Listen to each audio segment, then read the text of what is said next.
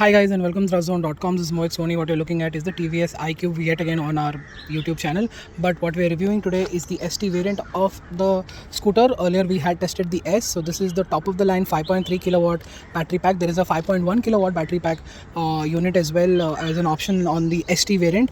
And there are multiple variants to choose from. So this is something that is identical on the outside in terms of design. But I think this teal color is exclusive sort of to this ST variant, which looks quite good, and it continues to get its sort of diamond finished alloy wheels on this, which also look quite nice.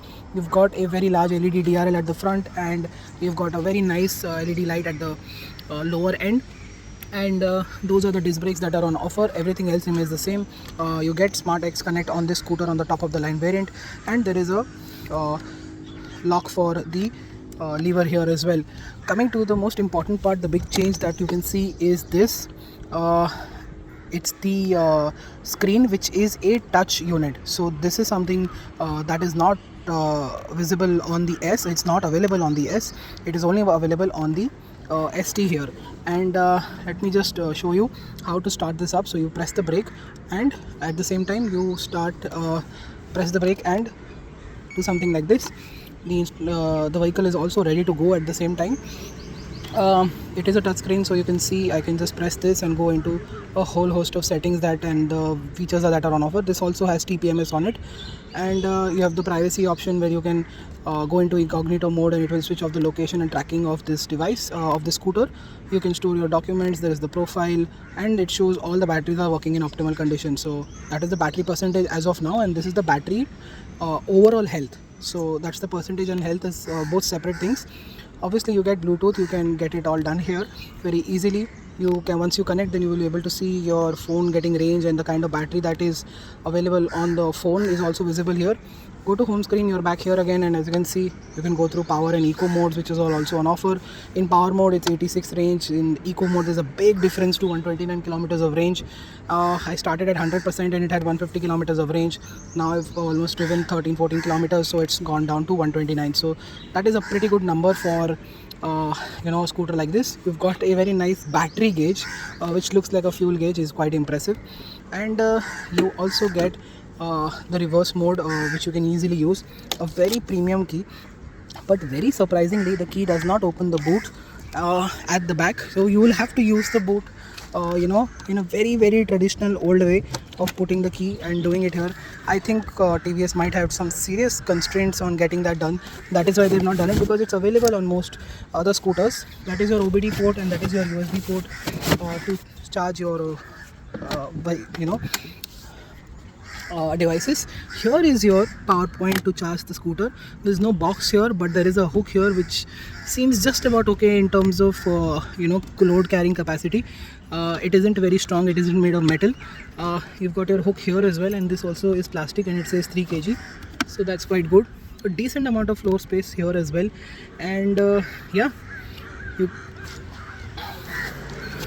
apart from that, you can see it's got park assist, which I told you it can go up and down the reverse, and within forward and reverse also, if it will go slowly. So there is an option if you're going into forward as well. If you want to navigate through a very tight parking spot, it will help you do that. You don't need to go into drive mode, so that is also very impressive. You've got your joystick here to control everything on the screen, and everything else pretty much remains the same. You've seen the boot space is quite good at 30 liters, but there are more scooters like the Chetak, the River Indy, and the Ather, which are offering a little bit more space in every dimension, and the liters also stand at around 35-36 or something like that. So but that's not a big deal for a scooter that is averagely sized, giving you this much space. It's actually quite brilliant. Let me just show it to you again. That is the kind of space you're getting. This is way above normal and some scooters as well, so that's quite good. You've got good quality paint, fit finish. You've got this nice soft touch plastic here, and I think that's what the scooter is all about. Let's get riding and tell you what the bigger battery pack and the bigger range and the charging aspect is like. So what is the TVS iQube ST 5.3 kilowatt variant like to drive? Well, it has 6 PS of power and 140 Newton meters of torque. It has 150 kilometers of range and it charges under 5 hours. These are very good numbers. The charging numbers, of course, around 5 hours is a little bit longer because 4 hours is what everybody else takes, somewhere between 3 and 4 hours. But this is a significantly powerful battery, so it will take that much time. But then there are fast chargers available which can cut down the time to, let's say, 3.5-4 hours. So I think that would have been great. But 150 kilometers of range means that you will have to likely charge it every week if you are doing 20-30 kilometers every day, and if it depends, if you're doing 100 kilometers a day, then of course you will have to charge it every other day. But mostly what we are hearing and what we are looking at and what we see, our readers and viewers tell us is that this should be enough for 7 days. So taking out 5 hours or 4 hours, let's say 5 hours to charge it from 0, almost 10% to 100% under 5 hours is not a bad deal. 5 hours in a week is not a bad deal at all. The power and torque is quite instant, but the moment you roll on the throttle from the word go, it accelerates like an electric scooter even if you are in power mode. So that is something very family friendly. The power delivery is extremely linear, smooth and well weighted, so that you don't get that instant power and torque response that you get in some other scooters. So the legacy manufacturers seem to be doing that because they understand that most customers of theirs will switch from an ICE scooter to an EV scooter, and that's the reason why they might be doing that. In terms of handling, surprisingly you don't feel much of the weight and the battery weight of the battery and motor, because it's quite smooth. It's very well done. The suspension is well weighted, it's stiffened enough, well enough, so it doesn't feel heavy on while riding in the city or on the highway or while navigating traffic or while in parking speeds. So this is something that is really well done by TVS. So all of that also lends it very good handling. It feels quite stable, quite solid, and this is something that makes sure that you have a safe and very fun riding experience as well, with that very good power delivery that is on offer all the time. Of course, once you get in slightly above 10-20 kilometers an hour, you will shoot ahead, and this is something that is still not out and out performance scooter like let's say an Ola or an Ather, but it is the best of both worlds.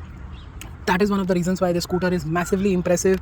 It impresses a lot of people, and even with, let's say, bare minimum or very little marketing or very few cities where the iQube is available at, it seems to be doing very good numbers. TVS is already number 2 in this segment, so that shows a lot. And it's been the constant movement from 2020 onwards, when the iQube or slightly earlier the iQube was revealed. It has slowly translated into being number 2 in 5 years. So that's actually a great journey. The range is great, the charging is good enough, there is enough space and practicality, and this is something that is worth buying even at 2 lakh rupees on road.